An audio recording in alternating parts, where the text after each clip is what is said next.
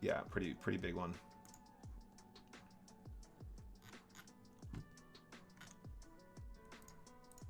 I'm going to steal here with this hand. Jack 8 seems like a good candidate.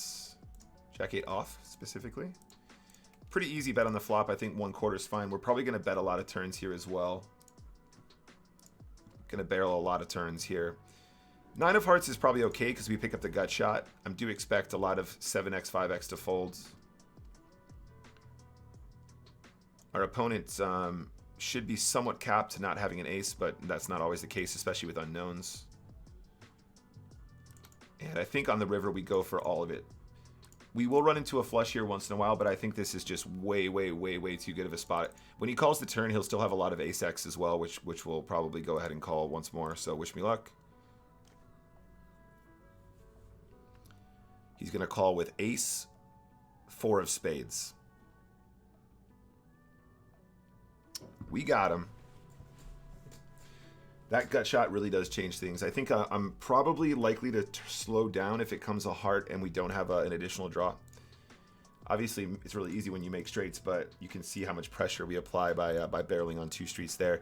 There's also an opportunity for him to have like king, was it king, what was second pair on the flop, a 5? King 5 with the king of hearts or something like that as well.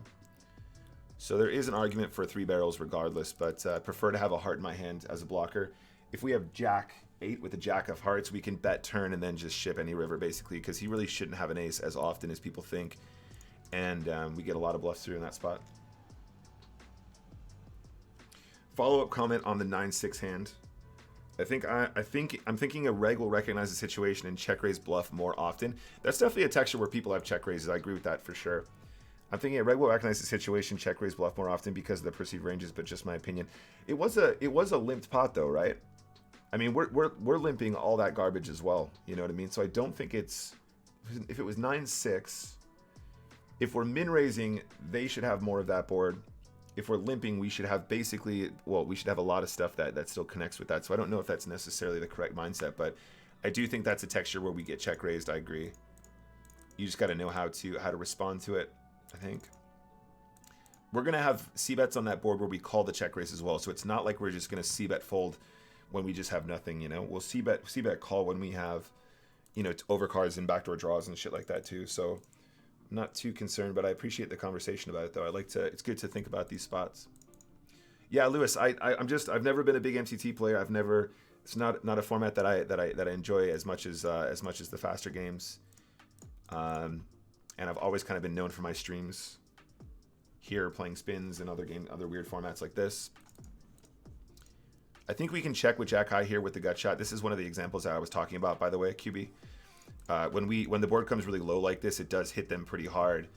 And especially when we have a high card and then we also have the opportunity to make straights. So like when you have like the ace high flush draw here where you haven't made a pair, if you have like ace 6 of clubs, obviously betting is totally fine. You've got a massive combo draw. But this is probably a bad example for a board, but there's lots of situations where when you have a king high or ace high flush draw, you're supposed to be checking flop in order to kind of have some checks when you do have draws. So you're not always betting with your flush draws, for example. I'm going to raise this one as a bluff, guys. See if we